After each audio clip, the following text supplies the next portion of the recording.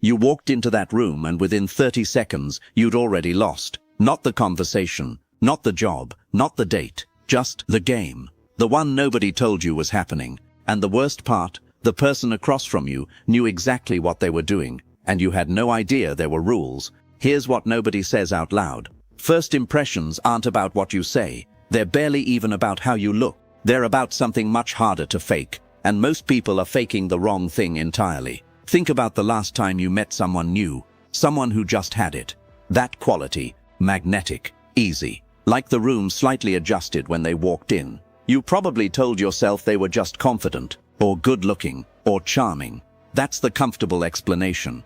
The real one is more specific and more learnable. But first you have to understand what's actually being evaluated in those first 30 seconds, because something is, always. The human brain makes a judgment call in about 100 milliseconds, not minutes, milliseconds, before you've said a word, before you've smiled, before you've done anything intentional. The other person has already filed you somewhere, trustworthy or not, high status or not, worth attention or not.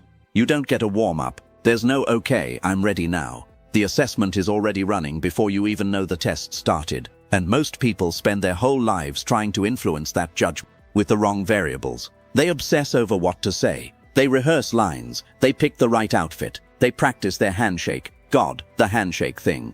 None of that is where the impression actually forms. Here's where it forms. The 2 seconds before you speak. That pause, that breath, that moment where your face is just existing without a script. That's the one people read. That's where the real signal comes from. And most people, in that 2-second window, are leaking anxiety they don't even know they have. Picture this. Someone walks into an interview, suit pressed, answers rehearsed, firm handshake ready. But the moment they sit down before a single question is asked, their eyes move too fast. They over-smile. They fill silence that didn't need filling.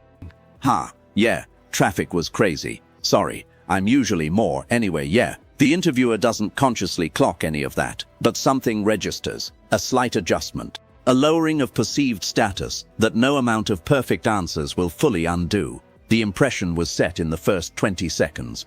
The next 40 minutes were just the other person looking for reasons to confirm it. That's how this works. There's a name for what was just described. It's called the halo effect. And it runs in both directions. Walk in with calm, unhurried energy. Every answer sounds smarter. Every joke lands a bit better. Every pause feels intentional. Walk in visibly anxious. Every answer gets slightly discounted. Every pause feels like uncertainty. Every joke gets a polite laugh. Same words, completely different reception. The filter was set before you opened your mouth. Now here's the part that stings a little. Most people think they're managing their impression. They think the image they're putting out is the image being received. It's not. There's what you think you're projecting, and then there's what's actually leaking out.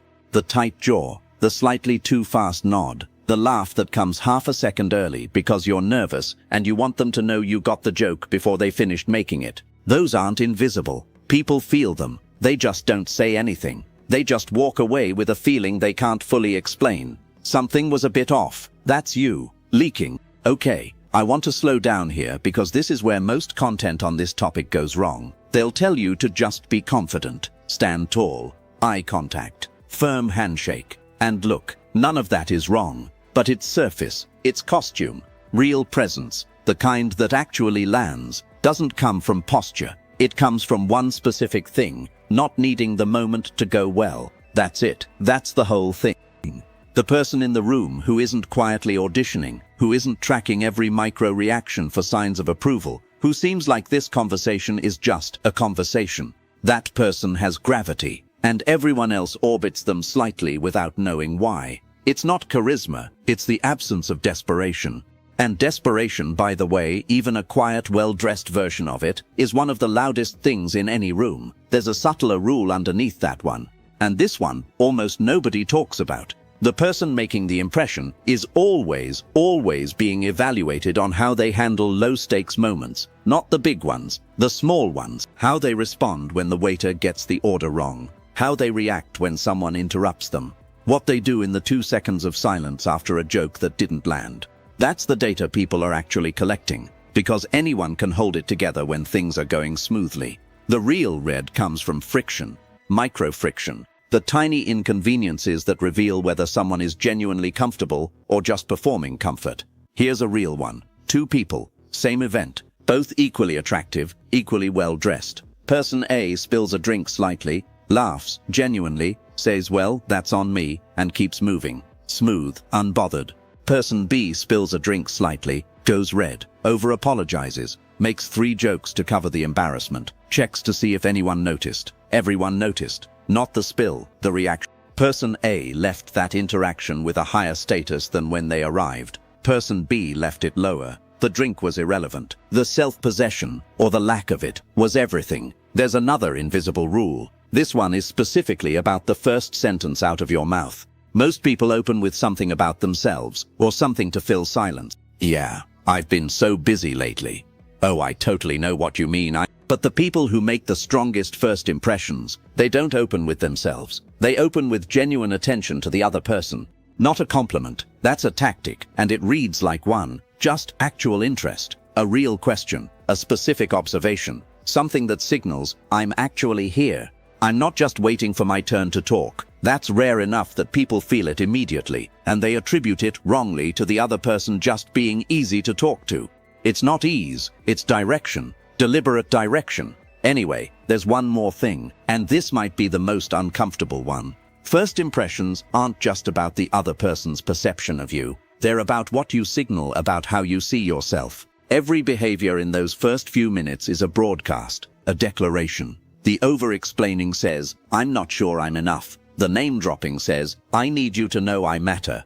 The self-deprecating joke before anyone else can criticize says, "I'll get there first, so it hurts less." People don't read these as strategies, they read them as truth. Whatever you believe about your own value, it comes out, quietly, automatically, in 100 tiny signals the other person's brain registers without their permission. You can't fake your way past that. Not really. Not for long. And that's the part that makes first impressions genuinely interesting and genuinely hard. Because the fix isn't a technique, it's not a power pose, or a script, or a handshake. The fix is internal. It's the slow, uncomfortable work of actually becoming someone who doesn't need every room to validate them, someone who walks in already settled. That's a much longer conversation. But here's what you can take right now. The next time you're about to walk into a room that matters, stop 1 second before you enter. Not to rehearse, not to check your appearance, just to drop the need for it to go well. Because the moment you stop auditioning, you stop looking like someone who needs the part. And that, more than anything you could possibly say, is what makes people remember you. The question worth sitting with is this. Every impression you've ever made, on a first date, in an interview, meeting someone new, how much of that was actually you? And how much of it was just fear, dressed up in a nice outfit?